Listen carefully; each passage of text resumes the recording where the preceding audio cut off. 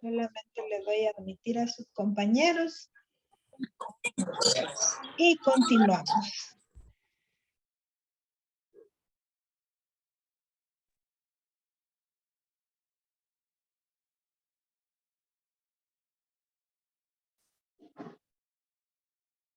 Ok. Y bueno, había un maje que se llamaba, de ahí, que se llamaba Nelson.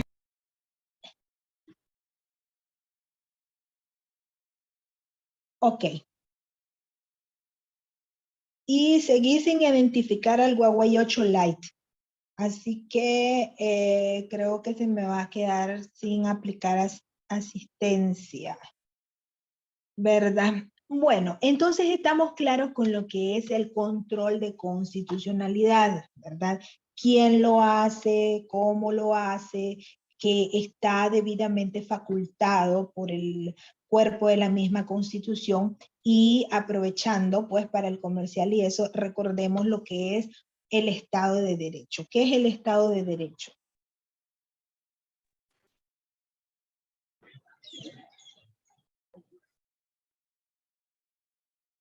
¿Alguien me puede recordar qué es el Estado de Derecho?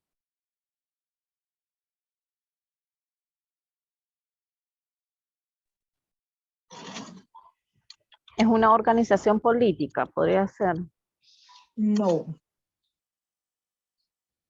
Bueno, pero no se refiere. Vale. Ajá.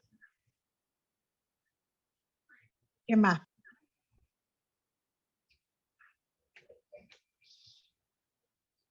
¿Alguien más? También ya lo hemos hablado.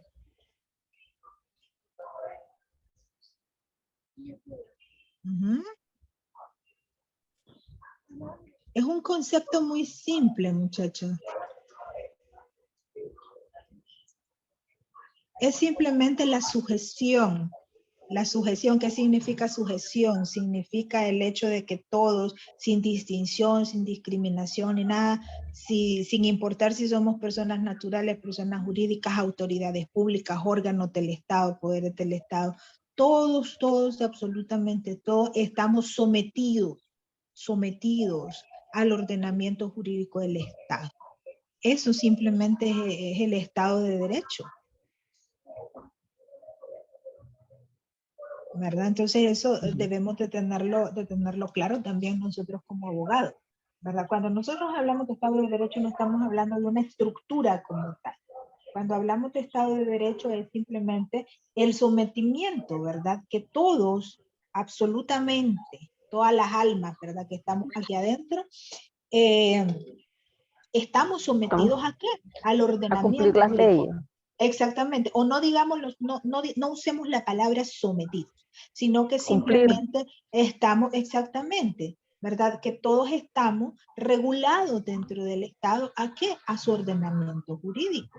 Eso es lo que garantiza precisamente la convivencia en sociedad y eso precisamente es el objetivo del derecho, regular nuestra participación, nuestra vida gregaria, nuestra participación en sociedad.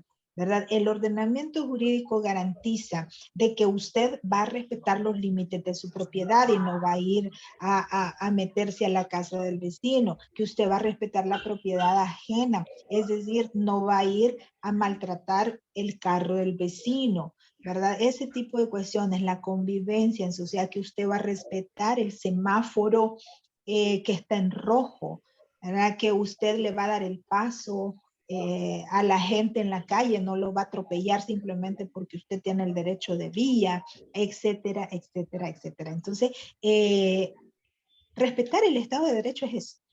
Entender que existe un ordenamiento jurídico que regula, que no me regula solo a mí, que regula a todos dentro de la sociedad. Exactamente.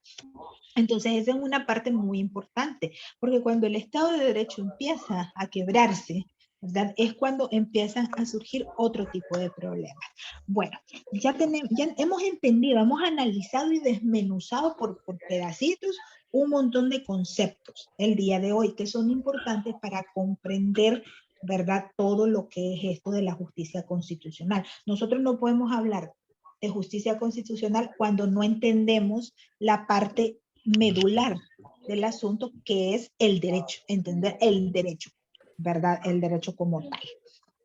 Correcto. Se conectó de nuevo esta persona identificada como Huawei.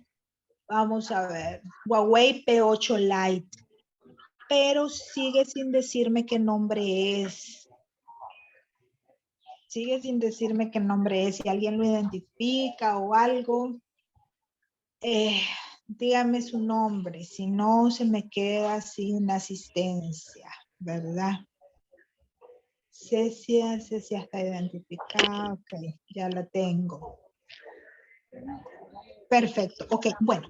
Para el control de constitucionalidad, que ahora ya entendemos lo que es, existen diferentes modelos de control, que es lo que les decía yo y que empezamos a hablar la clase pasada. Existe un modelo concentrado y un modelo difuso. Ambos son utilizados y son estudiados dentro del modelo occidental de derecho que nosotros tenemos en nuestros países, ¿verdad? Y esto no hace más que referencia al tipo de órgano que ejerce el control sobre lo que es la constitucionalidad del Estado, ¿verdad? El sistema concentrado se refiere básicamente al modelo, tiene una base en el modelo europeo, ¿verdad? Que básicamente lo que hace es centralizar en un único órgano independiente al órgano que administra la justicia del país, todo lo que tiene que ver sobre la constitucionalidad, sobre las cuestiones de la Constitución. Es decir, este órgano se concentra única y exclusivamente en los asuntos meramente constitucionales y de esa forma, digamos que se sustrae de la estructura normativa propia de lo que es el órgano judicial como tal, cuya función es administrar la justicia, ¿verdad? Entonces, este modelo, repito, es muy utilizado en los ambientes europeos. Nosotros pues hemos adoptado esa cuestión en algunos países donde se tiene influencia europea. Por ejemplo, todos los estados, todos los países que tienen una influencia o que pertenecen al Common Health, ya ustedes eso lo estudiaron, lo tuvieron que haber estudiado en Derecho Constitucional 1, ¿verdad? Todos los países que pertenecen al Common Health como Estados Unidos, Canadá, ¿verdad? Que tienen una influencia británica porque en su momento fueron colonia británica, se independizaron pues de la corona británica, pero siguieron manteniendo no solamente la relación, sino que además la estructura orgánica y la estructura del derecho que parte de la influencia británica. Entonces, estos países que pertenecen a la mancomunidad o al Common Health tienen un control concentrado de constitucionalidad y entonces usted ve en las noticias y ven que la decisión de la Suprema Corte en los Estados Unidos es casi como que la última palabra, la palabra de Dios decidiendo un asunto de constitucionalidad, ¿verdad? Entonces son sistemas realmente bastante fuertes. Son modelos en los cuales, por ejemplo, en Canadá y en Estados Unidos, los jueces que son elegidos para el órgano de control de constitucionalidad tienen una función vitalicia, ¿verdad? ¿Para qué? ¿Para qué se hace esta función vitalicia? Para evitar que exista una influencia de tipo político sobre la decisión de esos jueces. O sea, recordemos nosotros que cada estado pues es producto de su propia historia, ¿verdad? Y cada estado, perdón, mantiene un control o una estructura igualmente producto de su propia historia, ¿verdad? Entonces, estos estados tienen una enorme fuerza en lo que es la parte jurisdiccional, en lo que es la garantía de los derechos, ¿verdad? Ustedes habrán visto todos estos últimos meses todo el escándalo que se ha dado por la sentencia de la Corte de Constitucionalidad o de la Suprema Corte, como se llama ya, por el retroceso que ha habido en materia de derechos con respecto al tema del aborto. Y lo digo retroceso no en el sentido moral de creer que fue o que no fue. No hablo del sentido moral, sino que hablo del sentido legal, ¿verdad? De un derecho que estaba siendo ejercido desde los años 70 y que ahora de repente se retrotrae y cambia o genera cambios de carácter jurídico dentro de varios estados. Entonces eso ha generado pues un enorme alboroto, por decirlo de manera coloquial, en esos lugares, ¿verdad? Entonces, cuando hablamos nosotros, retomando el tema de un control de constitucionalidad concentrado, nos estamos refiriendo simplemente a que el órgano que mira, que observa, que regula, que ese control de constitucionalidad es un solo órgano que está separado de la estructura normativa, ¿verdad?, de lo que es el órgano que administra justicia. Es una Corte de Constitucionalidad.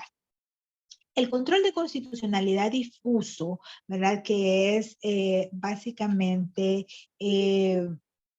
digamos que uno de los más difundidos, ¿verdad?, es el que dice que las sentencias o el principio de la cuestión de lo que es el control de constitucionalidad no tiene por qué estar limitado a un único órgano de control, sino que absolutamente todos los jueces en todos los rangos, ¿verdad?, tienen no solamente la obligación, sino que la responsabilidad moral de ejercer un control de legalidad y de ejercer un control de constitucionalidad.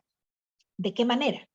Bueno, en cada uno de los procesos que llega a las manos del juez, no importa cuál sea, el juez tiene la potestad, ¿verdad?, de poder dar seguimiento a que los principios de legalidad y la norma constitucional se respeten.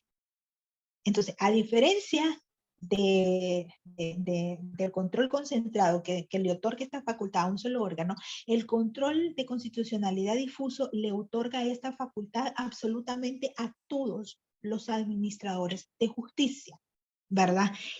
Y en el caso nuestro, pues, ¿verdad?, de Latinoamérica, aparece una especie de control de constitucionalidad híbrido, es decir, que viene a ser una mezcla de ambos, ¿verdad? ¿Qué significa eso? Que, bueno, ok, un juez, sin importar qué caso es el que está llevando, sí debe estar consciente de que él como juez, como administrador de justicia, es garante de la norma constitucional. ¿Por qué? Porque la ley, ¿verdad?, se depende o se deriva de la norma suprema. Por lo tanto, si a mis manos como juez llega un caso del tipo que sea, o sea, yo tengo la obligación, la responsabilidad con el Estado, con el administrado, con la Constitución misma, de garantizar ese control. Y de allí vienen algunos recursos, como por ejemplo el habeas corpus, que se tramita, pues, o sea, de manera directa, exigiéndole pues al juez que me permita ver a esa persona, pues, o sea, que ya vamos a ver nosotros cómo funciona lo del habeas corpus, pues, donde nosotros le decimos al juez, se están violentando la garantía de libertad de manera indebida esto, y exijo poder ver a fulano de tal, etcétera, etcétera. Ya nosotros eso lo vamos a ver. Entonces, pero si bien es cierto, el juez tiene esa responsabilidad y esas facultades, sí existe un órgano de control, pero no un órgano de control que se sustrae de la administración de justicia, sino un órgano de control que forma parte de la administración de justicia, es decir, que forma parte de la Corte Suprema. La diferencia, bueno, la diferencia es que se constituye como una sala, es decir, una determinada cantidad acá en Nicaragua. Según la Constitución, son 16 magistrados los que integran la Corte Suprema de Justicia en pleno. Ya vamos a ver dónde lo dice la Constitución. Y de esos 16 existe un número de magistrados cuya función aparte de las ejercidas, de las facultades ejercidas como Corte Plena, tiene facultades expresas con respecto a la vigilancia del control de constitucionalidad, ¿verdad? Entonces ya vamos a ver nosotros esta también, ¿verdad? Ese control que nosotros tenemos acá en nuestro país, si ustedes lo analizan, realmente se trata de un control híbrido. ¿Por qué? Porque tiene características del control difuso en el sentido de que le otorga facultades a los jueces para poder tener dentro de su especialidad, dentro de su rama, dentro de sus tribunales, una especie de control de la Constitución. Pero también crea un órgano propio de control de constitucionalidad, solamente que a diferencia del concentrado no lo sustrae de la estructura normativa, ¿verdad?, de la administración de justicia, sino que forma parte de la estructura normativa de la administración de justicia. ¿Me estoy dando a entender hasta el momento, muchachos? Sí, profesora. Ok. Bueno, este control de constitucionalidad que nosotros tenemos, ya vimos que es un híbrido, ¿verdad? Un híbrido muy propio del latinoamericano, tiene ciertas características, ¿verdad? ¿Cuáles son estas? Bueno, las decisiones de los tribunales constitucionales siempre tienen, ¿cómo decirles? Vigencia erga omnes. ¿Qué significa erga omnes? Significa que es válido para todos, ¿ya? Entonces, que tienen que ser acatadas por todos.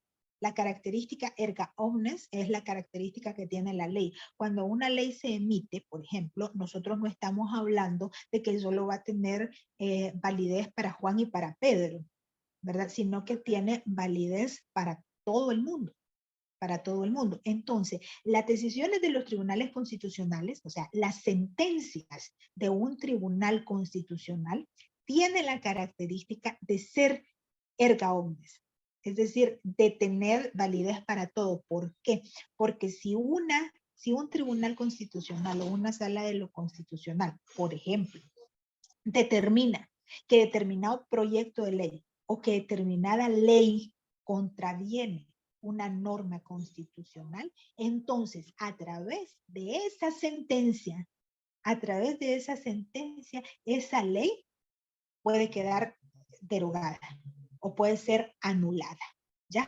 Entonces, en ese sentido, un tribunal constitucional o una sala de lo constitucional, según el criterio de algunos doctrinarios, también legisla. Solamente que no legisla en el sentido de que emite o crea leyes como lo hace el legislativo, sino que un tribunal de constitucionalidad o una sala de lo constitucionalidad actúa como una especie de legislador en negativo, es decir, en el sentido de que a través de sus sentencias puede derogar una ley o puede anular una determinada ley, ¿verdad? ¿Cómo? Interpretando que esa ley contraviene una norma constitucional. Ya, me explico con esto, ¿verdad? En ese sentido, las decisiones, es decir, las sentencias que emite un tribunal o una sala de lo constitucional, tiene validez o característica erga omnes. ¿Qué significa esto? Validez frente a terceros. Validez para todo el mundo. Entonces, esa es una característica.